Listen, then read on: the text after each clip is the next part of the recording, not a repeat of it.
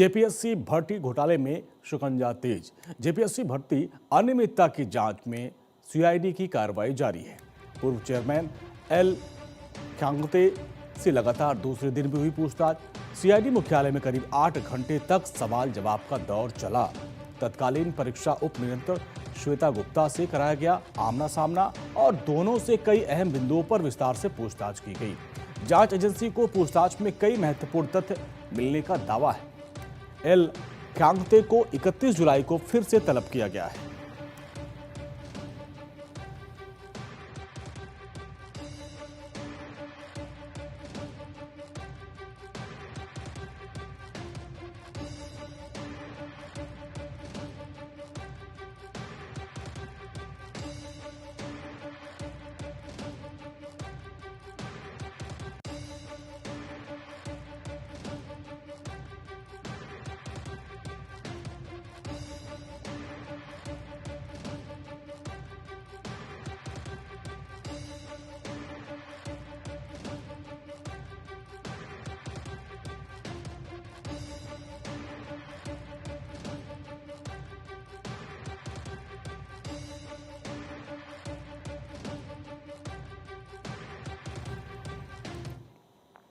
CM Mohan Yadav का mega कार्यक्रम 31 जुलाई को धांधला में होगा। प्रदेश स्तरीय स्व सहायता समूह सम्मेलन।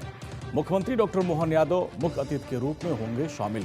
प्रदेश भर के समूहों को 300 करोड़ रुपए के ऋण का होगा वितरण। महिलाओं की आर्थिक आत्मनिर्भरता और स्वरोजगार को मिलेगा बढ़ावा। मुख्यमंत्री प्राकृतिक खेती करने वाले किसानों से करेंगे सीधा संवाद। 1,174 करोड़ रुपए के 29 विकास कार्यों का भूमि पूजन होगा। 109.17 करोड़ के 28 पूर्ण परियोजनाओं का लोकार्पण किया जाएगा।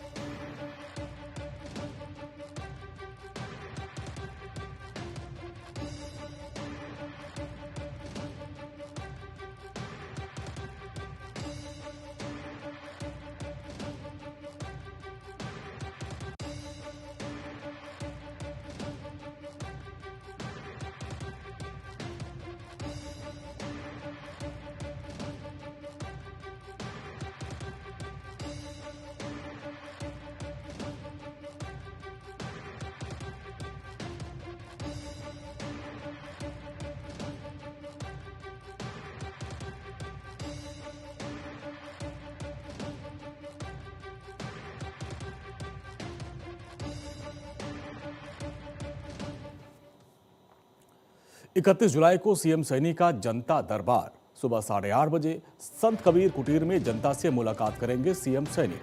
सीएम सैनी सुबह 10:30 बजे पंजाब के लिए रवाना होंगे।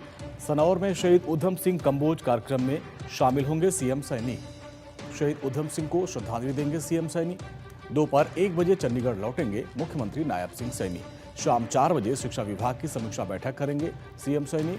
सरकारी स्कूलों के इंफ्रास्ट्रक्चर पर होगा मंथन।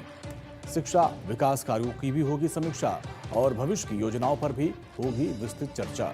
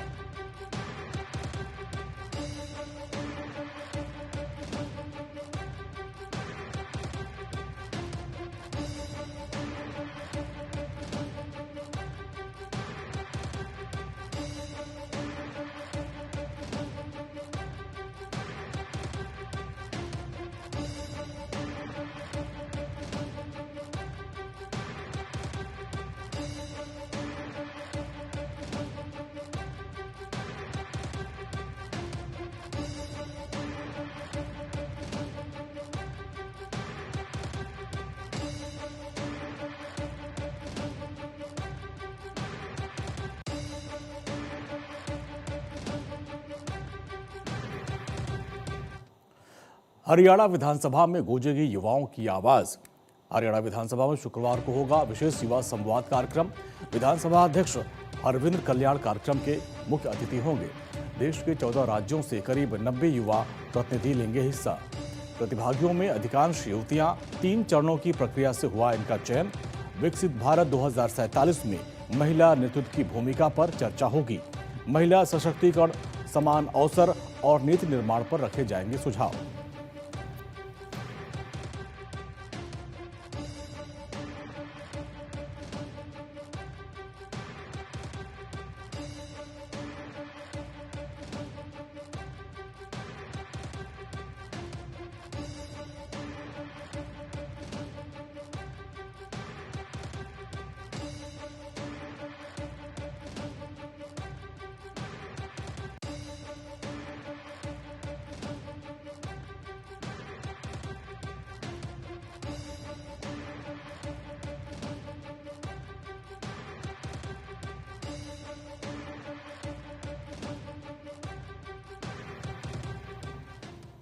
क्या आजकल जज ही जजों को चुनते हैं?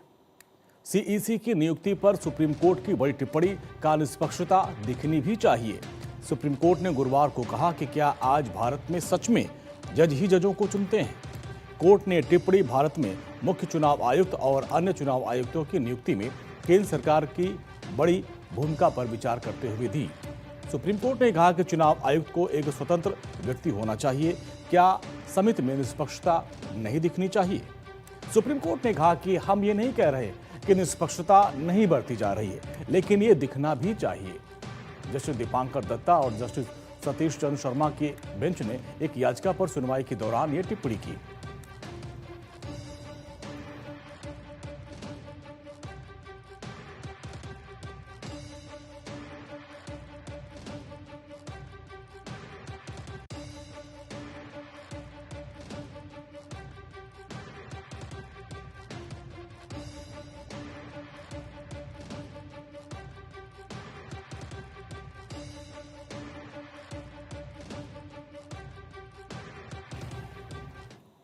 इकतीस जुलाई आईटीआर फाइल करने की आखिरी तारीख। इनकम टैक्स रिटर्न फाइल करने की आखिरी तारीख को लेकर टैक्स पेयर्स के बीच में भ्रम बना हुआ है। कुछ टैक्स पेयर्स को लगता है कि वो 31 जुलाई की जगह 31 अगस्त तक आईटीआर दाखिल कर सकते हैं। ऐसा हर किसी के लिए संभव नहीं है। आपकी आईटीआर फाइलिंग की आखिरी तारीख इस बात पर निर्भर करती है कि आपकी इनकम का सोर्स क्या है और आप कौन सा फॉर्म भरते हैं। अगर आप नौकरी पेशा हैं, पेंशन पाते हैं या आपकी इनकम अन्य सोर्स से होती है, आपका बिजनेस या प्रोफेशनल इनकम नहीं है, तो आईटीआर दाखिल करने की तारीख जो है 31 जुलाई। ऐसे टैक्स पेयर्स आमतौर पर आईटीआर 1 या आईटीआर 2 फॉर्म भरते हैं। उन्हें 31 अगस्त तक का समय नहीं मिलता है। 31 अगस्त की डेडलाइन केवल उन लोगों के लिए है जो आईटीआर 3 या फिर आईटीआर 4 फॉर्म भरते हैं, जिनकी इनकम बिजनेस या प्रोफेशन से होती है, जिन्हें टैक्स ऑडिट कराने की जरूरत नहीं है। यानी सिर्फ ज्यादा समय पाने के लिए कोई भी व्यक्ति अपनी मर्जी से आईटीआर 3 या फिर आईटीआर 4 नहीं चुन सकता।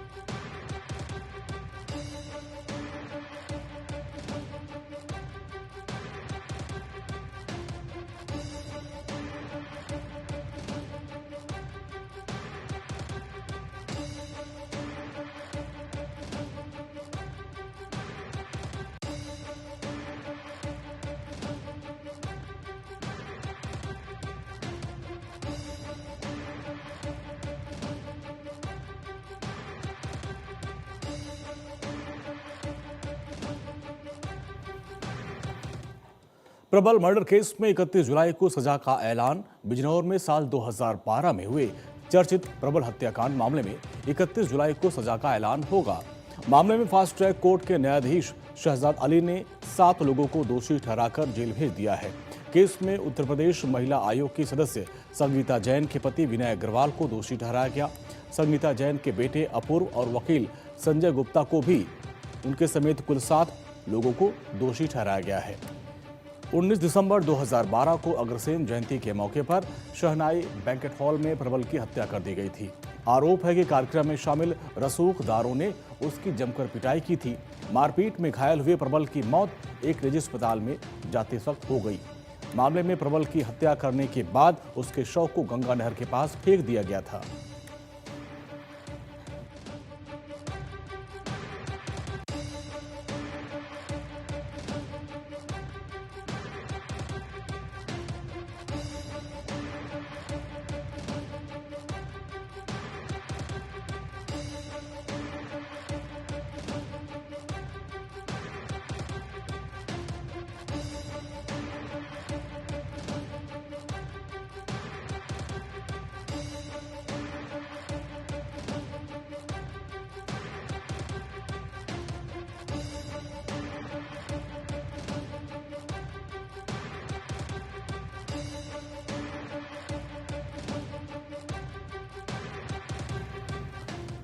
पीएम मोदी का फेसबुक से वीडियो हटाने का मामला, सरकार की ओर से मेटा को फिर से भेजा गया समन। प्रधानमंत्री नरेंद्र मोदी ने जेनजी सीजेपी प्रोटेस्ट के दौरान इंस्टा पर फेसबुक पर वीडियो पोस्ट किया था। इंस्टा के बाद वीडियो को फेसबुक पर डाला गया था। इंस्टा पर वो वीडियो बना रहा, लेकिन फेसबुक से कुछ समय के लिए उसे मेटा द्वारा हटा दिया गया था। अब ये मामला और बड़ा होता नजर आ रहा है। केंद्र सरकार ने मेटा के वरिष्ठ अधिकारियों को एक बार फिर से तलब किया है। सरकार का कहना है कि कंपनी ने पहली बैठक में जो सफाई दी, उससे कई सवालों के जवाब नहीं मिले। अब मेटा से विस्तार से पूछा जाएगा कि आखिर प्रधानमंत्री मोदी की पोस्ट पर रोक कैसे लगी, इसके पीछे वजह क्या थी।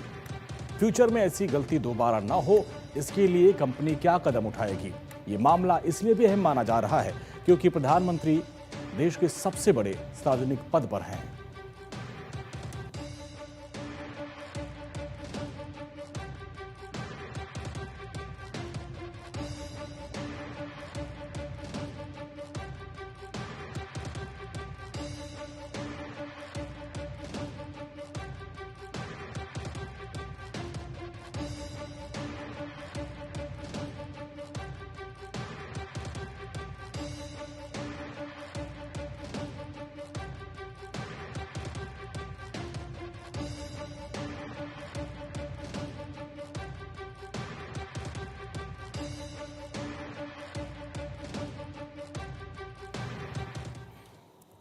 दो 215 कुलपतियों शिक्षाविदों ने प्रियंका गांधी को लिखी चिट्ठी। देश भर के 215 वर्तमान और पूर्व कुलपतियों और शिक्षाविदों ने कांग्रेस की सांसद प्रियंका गांधी को खुला पत्र लिखा। चिट्ठी में प्रोफेसर वी कामकोटी के खिलाफ उनकी टिप्पणी पर आपत्ति जताई है। पत्र में कहा गया कि किसी भी शिक्षाविद पर सार्वजनिक रूप से टिप्पणी करते समय तथ्यों और गरिमा का ध्यान रखा जाना चाहिए। आपके मतभेद हो सकते हैं, लेकिन मजाक नहीं उड़ाना चाहिए। प्रियंका गांधी ने संसद में चर्चा के दौरान गोमूत्र विशेषज्ञ के बहाने कमेटी पर तंज कसा था।